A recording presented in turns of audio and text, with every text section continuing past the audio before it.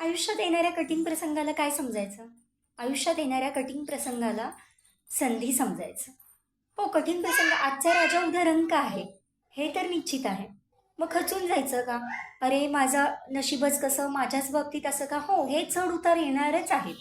पण आपण त्याला सामोरं जायचं आणि म्हणूनच वाचलेलं पण वेचलेलं एक उदाहरण, पण लाख मोलाचं. प्रभू श्रीराम आज राजा झाले आणि उद्या सकाळी त्यांना कळलं की वनवासाला जायचंय. पण वडिलांची आज्ञापालन, हो, वडिलांची आज्ञापालन म्हणून हसत मुखाने, ठीक आहे, पिताश्री मला एका राज्याचा राजा बनवत होते, पण मी आता 14 वर्ष जंगलचा राजा बनणार आहे. आणि म्हणूनच आजही आपल्याला प्रत्येक ठिकाणी आपल्या वाचनात येतं, ऐकण्यात येतं, आपल्याला कोणाकडून ना कोणाकडून तरी कळतं, इथं प्रभू श्रीराम येऊन गेलेत, इथे प्रभू श्रीरामांनी फळं खाल्लेत. किती ना, मग यातून हा दृष्टिकोन लक्षात घ्यायचा, की आपल्या पुढे आलेला जो कठीण प्रसंग